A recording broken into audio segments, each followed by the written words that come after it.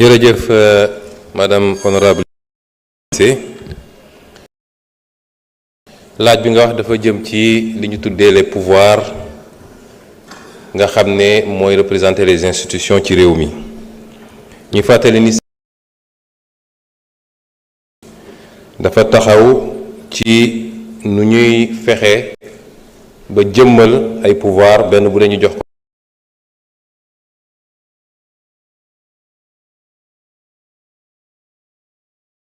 doole li ci gën a fës muy li ñuy wax pouvoir législatif bi nga xam ne mooy fi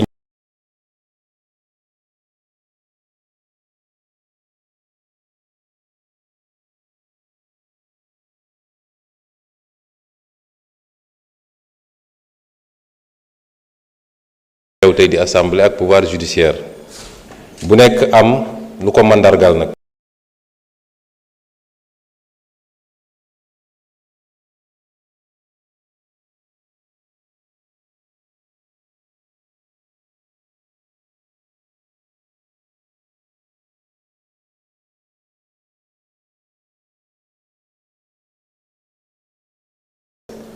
donte di conseil constitutionnel cour suprême cour des comptes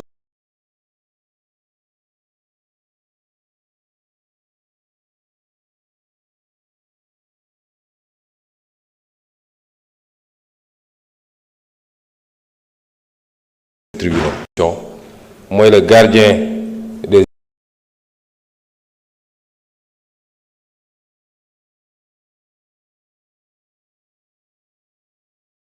institutions moom mooy assurer le bon fonctionnement de ces institutions mooy le chef suprême des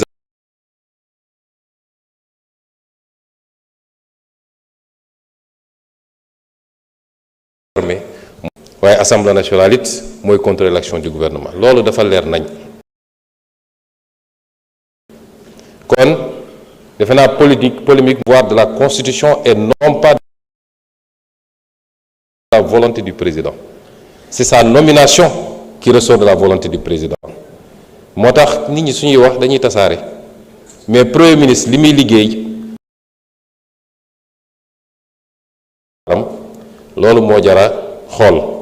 noonu lañ koy xoolee ci justice xool ko ci assemblée nationale bi génnee pouvoir yooyu la créer nag les mécanismes de collaboration entre ces institutions notamment li ñuy def nii benn la ci forme collaboration est-ce que doy na mat na wala dañ ko war a mottali loolu ñëpp dëppoo nañ ni les institutions ne sont pas dressées pour le sommeil comme on dit elles évoluent au gré du temps et de l'évolution des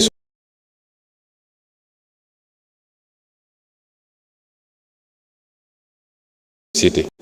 ba tax ñu jàpp ni institutions yi war na évoluer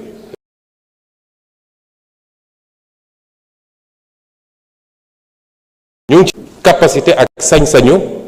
proposer des modifications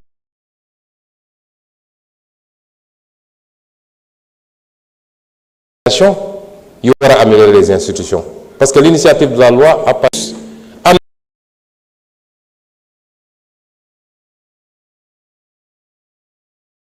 ci loo xam ne fii bi ñu fi musee njëkkee ñëw am na benn député opposition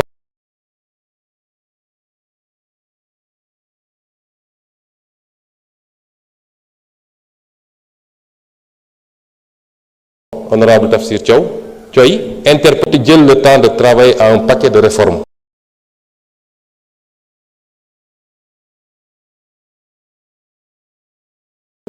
bu xóot boo xam ne bu ñu paree nag ba def la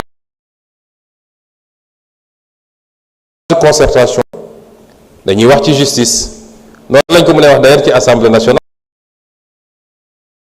jël fu ne mën na am lu ñu fa gis ni war na mën a doxee neneen mais loolu beneen débat la parce que sama temps jeex na dinaa ci dellu si wax.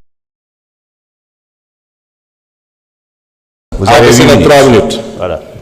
Bon bu ñu waxee affaire fonctionnement ñuy xool naka la war a fonctionner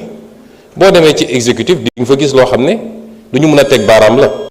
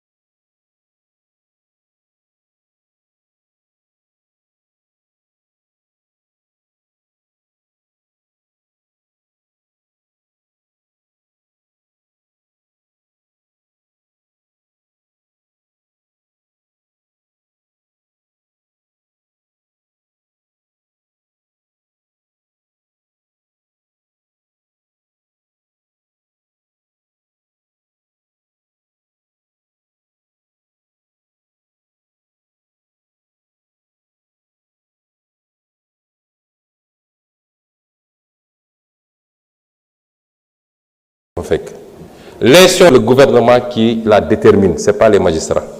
Le gouvernement qui la détermine, c'est pas les magistrats. Ce que j'entends par politique pénale, moi, dans le corpus légal, l'État à tout moment peut dire telle question. Man, Japonais, dama ko traiter de manière plus rigoureuse ou alors war naa mën a am flexibilité ma jël benn misaal bu ndaw boo jëlee lu mel ni infraction bu jëm ci cannabis loi ne c'est 10 dama joxe exemple rek de su loi ne masalan 10 ans maximum 6 mois minimum selon le moment l'État peut décider que la politique pénale ci instant bi c'est un traitement beaucoup plus doux donc on ne le voit pas au-delà de 2 ans en tout cas ci rek li procureur di requérir wala État ne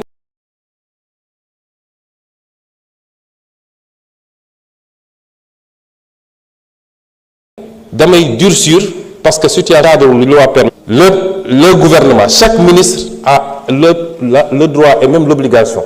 de saisir la justice sur découvrir une infraction et même d'instruire la justice c'est pour des raisons de rationalité pour man ay erreur la indépendance de la justice d'abord indépendance de la justice tekkiwul un gouvernement des juges où la justice est totalement coupée de tout ñoom ñooy doxal du mu leen neexee d'abord justice pàcc yu bëri la su ñuy wax indépendance de la justice dëgg